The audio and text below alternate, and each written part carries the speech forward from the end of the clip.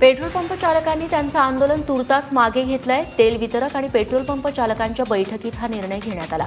डिझेलमध्ये 10 पैसे कमिशनची वाढ आणि पेट्रोलमध्ये 13.8 पैशांची वाढ करण्याचा निर्णय या बैठकीत झालाय। तर इतर मागण्यांसाठी एक समिती नेमण्यात आली आहे। पुढच्या 10 दिवसात ही समिती पुढचा निर्णय घेणार आहे। तर दुसरीकडे पेट्रोल पंप चालकांच्या आंदोलनामुळे राज्यभरात नागरिकांचे मात्र पेट्रोलसाठी चांगलेच हाल झाले। तर ज्या पेट्रोल पंपावरती इंधन मिळत होतं त्या ठिकाणी नागरिकांच्या मोठ्या रांगा लागल्या होत्या। गोदावरी नदीच्या प्रदूषणाप्रकरणी हरित लवादानं महाराष्ट्र अभियांत्रिकी संशोधन संस्था आणि त्र्यंबकेश्वर पालिकेच्या अधिकाऱ्यांना चपराक दिली। हरित लवादानं 7 डिसेंबरपर्यंत बायोमिथिनेशन प्रकल्पाचा अहवाल सादर करण्याचे आदेश दिलेत। गोदावरी प्रदूषण निर्मूलन आणि काँक्रिटीकरण याविषयी राष्ट्रीय हरित लवादानं गेल्या वर्षी वेगवेगळे निर्देश दिले होते। मात्र कुठलीही दखल न घेतल्यानं हरित लवादानं नोटीस पाठवत बायोमिथिनेशन प्रकल्पासह इतर बाबींचा अहवाल 7 डिसेंबरपर्यंत सादर करण्याचे आदेश दिलेत। बातमी शिक्षण क्षेत्रातून आधी नीट आणि नंतर सीईटीच्या गोंधळानंतर आता मेडिकलच्या ऍडमिशनमध्ये घोळ झालाय।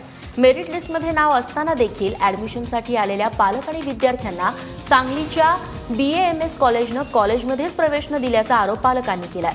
तर दुसरीकडे औरंगाबादेत पालकांना तोच अनुभव आलाय।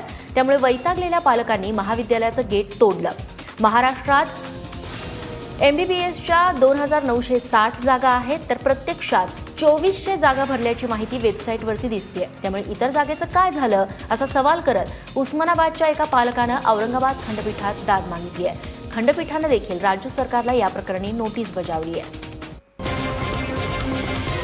माझा वेटिंग लिस्टमध्ये 36वा नंबर होता।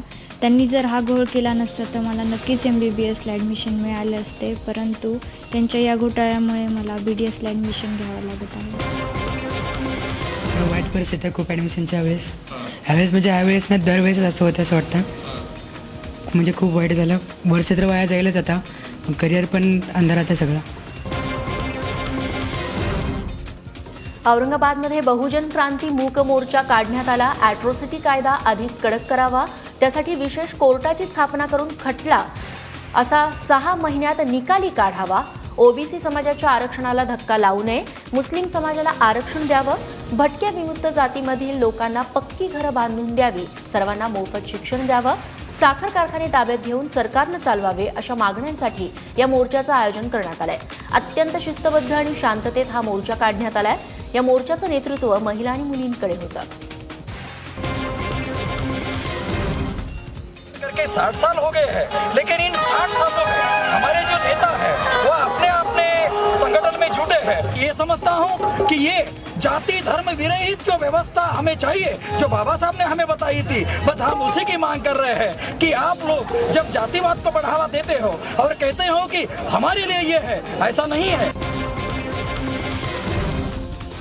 बेळगावात पोलिसांनी महाराष्ट्र एकीकरण समितीच्या आणखी 22 कार्यकर्त्यांना अटक केली आहे। कार्यकर्त्यांना पोलिसांनी अटक करून मारहाणही केली आहे। कार्यकर्त्यांच्या अंगावर काळे निळे वळ उमटलेत।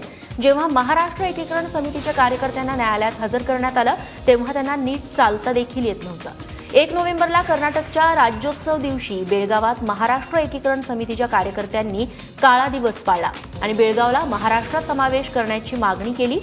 गणेशपूर, मच्छे, शहापूर, आनंदवाडी सोबतच आजूबाजूच्या परिसरातून यावेळी कार्यकर्त्यांना अटक करण्यात आली होती।